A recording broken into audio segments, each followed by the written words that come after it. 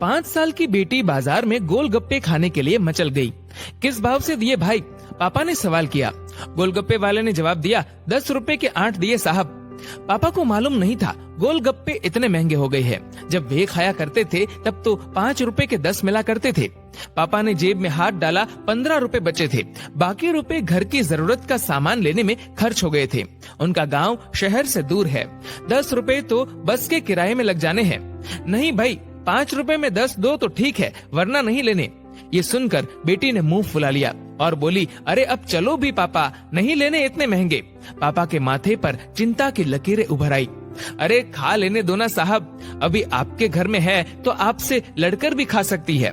कल को पराए घर चली गई तो पता नहीं ऐसे मचल पाएगी या नहीं, तब आप भी तरसोगे बिटिया की फरमाइश पूरी करने को। गोलगप्पे वाले के शब्द थे तो चुभने वाले, पर उन्हें सुनकर पापा को अपनी बड़ी बेटी की याद आ गई, जिसकी शादी उन्होंने 3 साल पहले एक खाते पीते पढ़े लिखे परिवार में की थी। ससुराल वालों ने पहले साल से ही उसे छोटी छोटी बातों पर सताना शुरू कर दिया था। 2 साल तक वह मुट्ठी भर भर के रुपए उनके मुंह में ठूसता रहा, पर उनका पेट बढ़ता ही चला गया और अंत में एक दिन सीढ़ियों से गिरकर बेटी की मौत की खबर ही मायके पहुंची। आज वह छटपटाता है कि उसकी वह बेटी फिर से उसके पास लौट आए और वह चुन चुन कर उसकी सारी अधूरी इच्छाएं पूरी कर दे, पर वह अच्छी तरह जानता है कि अब ये संभव नहीं है। दे दूं क्या बाबूजी? गोलगप्पे वाले की आवाज से पापा की तंद्रा टूटी। गोलगप्पे वाले से बोले, रुको भाई 2 मिनट। पास ही में किराने की दुकान थी जहां से उन्होंने घर के लिए जरूरत का सामान खरीदा था। वे तुरंत उस दुकान पर गए और खरीदी गई 5 किलो चीनी में से 1 किलो चीनी वापस की तो 40 रुपए जेब में बढ़ गए। फिर ठेले पर आकर पापा ने डबडबाई आंखें पोंछते हुए कहा, अब खिला दे भाई। हाँ, तीखा जरा कम डालना, मेरी बिटिया बहुत नाजुक है।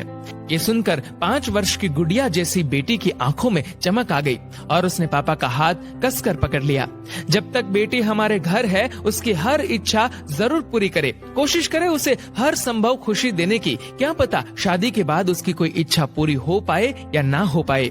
ये बेटियां भी कितनी अजीब होती है। जब ससुराल में होती है तब मायके जाने को तरसती है, सोचती है कि घर जाकर माँ को ये बताऊंगी, पापा से ये मांगूंगी, बहन से ये कहूंगी, भाई को सबक सिखाऊंगी और मौज मस्ती करूंगी। लेकिन जब सच में मायके जाती है तो एकदम शांत हो जाती है, किसी से कुछ भी नहीं बोलती, बस माँ बाप भाई बहन से गले मिलती है, बहुत खुश होती है, भूल जाती है कुछ पल के लिए पति और ससुराल, क्योंकि एक अनोखा प्यार होता है मायके में, एक अजीब कशिश होती है मायके में। ससुराल में कितना भी प्यार मिले, माँ बाप की एक मुस्कान को तरसती है ये बेटियां।